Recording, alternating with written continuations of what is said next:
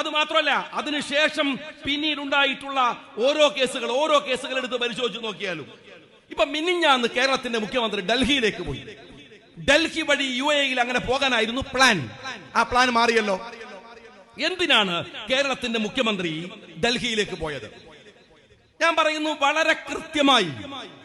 ഡൽഹിയിൽ തന്റെ മകന്റെ പേരിലുള്ള കേസ് ഒതുക്കാൻ UAE പോകുന്നതിന് മുമ്പ് ഇന്ത്യ ഭരിക്കുന്ന ഭരണാധികാരികളെ കാണാനാണ് മുഖ്യമന്ത്രി പോയത്. ഒരു സംശയ കാര്യത്തിലില്ല. പോയിട്ട് എന്താ ചെയ്തത്? പോയിട്ട് നിങ്ങൾ മനസ്സിലാക്കേണ്ട ഒരു കാര്യം, അമിത്ഷാ അദ്ദേഹത്തിന്റെ ആഭ്യന്തര മന്ത്രാലയം വിട്ടിറങ്ങി വന്ന് മുഖ്യമന്ത്രിയെ കണ്ടു. മീഡിയകൾ പറഞ്ഞത് ലോകരാഷ്ട്ര നായകന്മാർ വന്നിട്ട് പോലും, ലോകരാഷ്ട്രത്തിലെ പ്രതിനിധികൾ വന്നിട്ട് പോലും അമിത്ഷാ മന്ത്രാലയം വിട്ടിറങ്ങി ആളെ കണ്ടിട്ടില്ല. സഖാവ് പിണറായി വിജയനെ കണ്ടു. അദ്ദേഹം ഗഡ്കരിയുടെ അടുത്ത് പോയപ്പോ ഗഡ്കരി ഓഫീസിൽ നിന്നിറങ്ങി യാത്രയപ്പ് നടത്തി. എന്ന സഖാക്കൾ എഴുതി വെച്ചോ, കഴിഞ്ഞ മാർച്ച് 12-ാം തീയതി കേരള ഹൗസിൽ ഒരു രഹസ്യ ചർച്ച നടന്നു. ആ ചർച്ചയിൽ ഉണ്ടായിരുന്നത് നിർമ്മല സീതാരാമൻ, KB തോമസ് എന്ന CPM-ന്റെ ബ്രോക്കർ, BJPക്കും CPM-നും ഇടനിലക്കാരനായ KB തോമസ്, കേരളത്തിന്റെ ഗവർണർ 4ാമത് പിണറായി വിജയൻ. ഇത് കഴിഞ്ഞ മാർച്ച് 12-ാം തീയതി കേരള ഹൗസിൽ നടന്ന രഹസ്യ ചർച്ചയാണ്. എന്തിന്? ഈ മുഖ്യമന്ത്രിയുടെ മകൻ ഒരു അപകടത്തിൽ പെട്ടുകിടക്കുന്നു എന്ന വാർത്ത അറിയുന്ന എൻഫോഴ്സ്മെന്റ് ധനകാര്യമന്ത്രിയുടെ, ആലോചിക്കണം, ധനകാര്യമന്ത്രിയുടെ കീഴിൽ നിൽക്കുന്ന എൻഫോഴ്സ്മെന്റിൽ നിന്ന്, ED-യിൽ നിന്ന് രക്ഷപ്പെട്ടു വരാൻ വേണ്ടി അന്ന് നടത്തിയ തന്ത്രം. ഇപ്പോഴാണ് അതിന്റെ വാർത്തകൾ കൃത്യമായി പുറത്തു വന്നത്.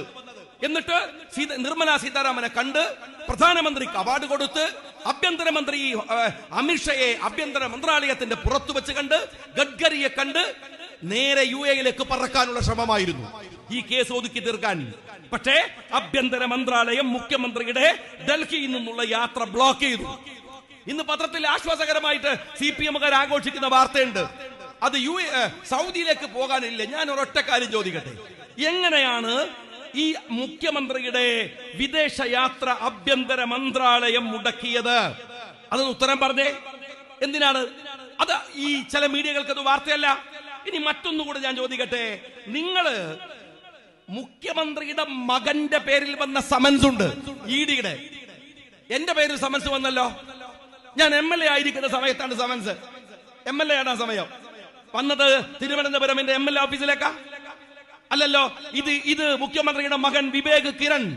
അയാള് MLA അല്ല, അയാൾ ഒഫീഷ്യൽ പേഴ്സണും അല്ലല്ലോ. എന്നാൽ അയാൾക്കൊരു അഡ്രസ് ഉണ്ട്, വ്യക്തിപരമായ അഡ്രസ്. അത് പിണറായി വീടാണ്, അത് തിരുവനന്തപുരം അല്ല. എന്നാൽ ആ അഡ്രസ്സിൽ വന്നിരിക്കുന്ന എന്താണ്? മുഖ്യമന്ത്രിയുടെ മകന്റെ പേരിൽ വന്ന സമൻസ് എങ്ങനെയാണെന്നറിയോ? Vivek Kiran, son of Pinarayi Vijayan, cliff house Kerala എന്നാണ്. ക്ലിഫ് ഹൗസ് പിണറായി വിജയന്റെ തറവാട്ട് ഭൂമിയല്ല, വിവേക് കിരന്റെ തറവാട്ട് വീടല്ല. അത് ഈ രാജ്യത്തിലെ മുഖ്യമന്ത്രിയുടെ വീടാണ്. ആ മുഖ്യമന്ത്രിയുടെ വീട്ടിലേക്കാണ് സമൻസ് പോയത്. ആ സമൻസ് പോയതിനെ കുറിച്ച് പറയേണ്ടതില്ലേ? ആ സമൻസ് എങ്ങനെയാ പോയത്? ഞാൻ പറഞ്ഞു, ഞാൻ കേരളത്തിന്റെ നിയമസഭയിൽ ഞാൻ പറഞ്ഞിട്ടുണ്ട്, 2018-ൽ മുഖ്യമന്ത്രി അങ്ങയുടെ മകൾ ഈ കേസിൽ കക്ഷിയാണ്. അവരുടെ പേരിൽ SFI അന്വേഷണം വന്നില്ലേ? ED-യുടെ അന്വേഷണം വന്നില്ലേ? മുഖ്യമന്ത്രി ലാവ്ലിൻ കേസ് മുതൽ പ്രതിയല്ലേ മുഖ്യമന്ത്രിയുടെ മകൻ? അപ്പൊ എല്ലാരും പറഞ്ഞു, ആ മോളെ പേരിലും മരുമോന്റെ പേരിലൊക്കെ പ്രശ്നമുള്ളൂ, മോൻ അങ്ങനെയൊന്നും ഇല്ലട്ടോ. ഇപ്പൊ മോനും വന്നു.